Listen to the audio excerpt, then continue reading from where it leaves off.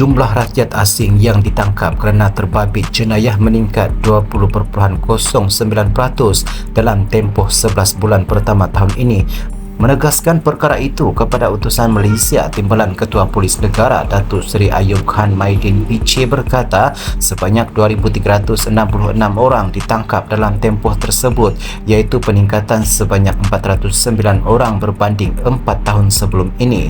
Ini kerana pintu sempadan dibuka semula dan tiada lagi sekatan jalan raya antara sempadan daerah atau negeri menyebabkan mereka mengambil kesempatan melakukan jenayah demi kelangsungan hidup, katanya di sini semalam.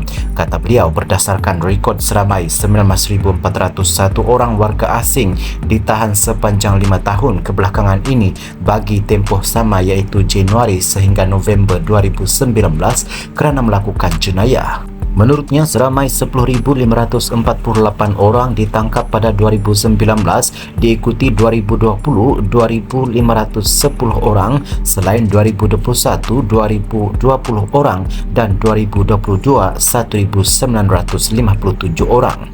Pada tahun 2020 hingga 2022 dilihat penurunan yang drastik dibandingkan dengan tahun 2019. Ini disebabkan wabak COVID yang melanda negara dan sempadan negara ditutup, jelasnya.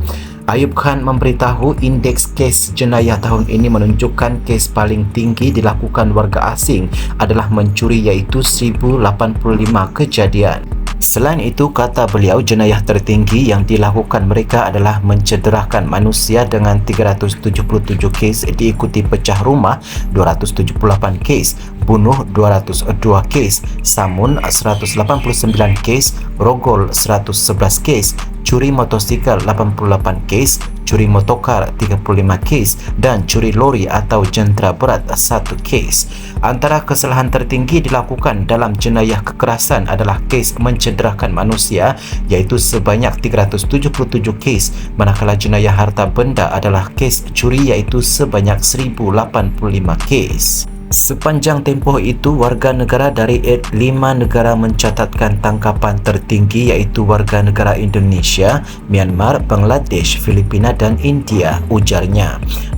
Pada itu, Ayub berkata PDRM akan terus menggempur mana-mana lokasi yang dikesan menjadi tumpuan parti berkumpul meskipun dikawal oleh tonto atau mata-mata. Sebagai contoh serbuan di Jalan Silang yang lalu, kita tahu ada tonto atau mata-mata yang menjaga kawasan tersebut dan memberi maklumat kepada parti sekiranya ada serbuan. Tindakan pantas polis membuat kepungan di situ berjaya menyekat maklumat tonto salurkan, seterusnya berjaya menahan semua parti termasuk tonto. Pihak polis telah buat kajian kawasan yang sesuai untuk membuat kepungan berdasarkan risikan awal yang telah dijalankan dan ini akan berterusan di lokasi-lokasi lain, katanya. Utusan Malaysia kemarin melaporkan amaran Ketua Polis Negara Tan Sri Razaruddin Husin yang tidak akan berkompromi dengan parti, malah akan terus menggempur lokasi-lokasi panas di seluruh negara sekiranya mendapat maklumat. Jumaat lalu, Mini Dhaka sekitar kompleks Kota Raya dan Jalan Silang dekat sini diserbu PDRM.